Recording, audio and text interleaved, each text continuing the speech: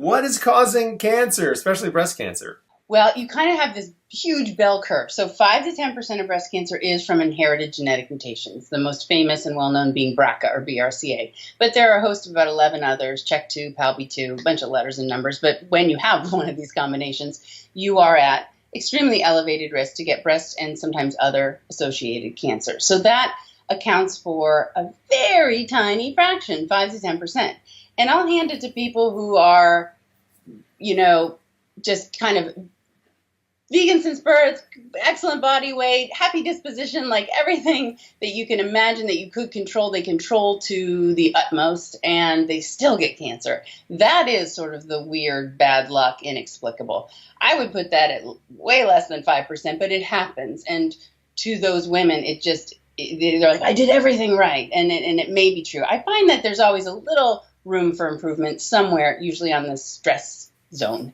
But there you have it, right? These two outliers. But what about this? We've got 80 to 90% of all breast cancer being in the fat of the bell curve.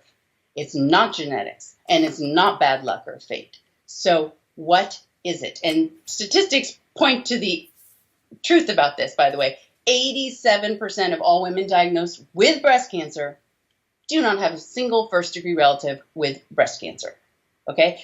Identical twins, okay? We are 100% the same DNA. If one twin gets breast cancer, if Jean's called all the shots, the other one should have her cancer by Saturday, right? 20% chance of breast cancer in the identical twin, 100% same DNA. That's much lower than I would have, I would have guessed. Exactly, and that is actually the same stat of just any sister. So between me and my sister, who's 12 years older. If she got it, then I have a 20% chance. So genes don't call the shots. What is it then? I'll tell you. It is a collision of multiple factors.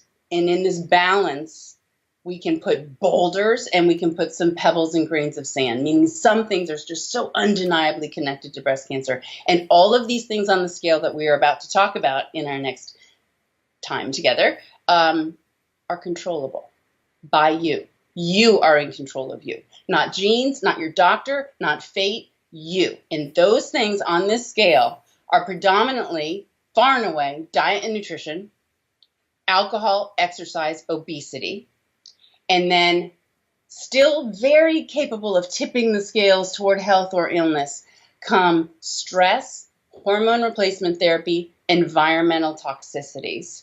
And these things are in the balance, hanging there in front of you every single day, every time you lift fork to mouth, every time you decide to go home and sit on the couch instead of get on the treadmill, every time you allow that annoying person in your life to upset and frustrate and anger and depress you. And then you go home and you not only don't exercise, you get a big bottle of wine and sit down with it, right? Stress matters.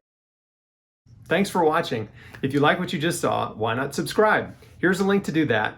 And if you'd like to watch the full interview, you can find it at chrisbeatcancer.com. There's a link to it in the description right below this video.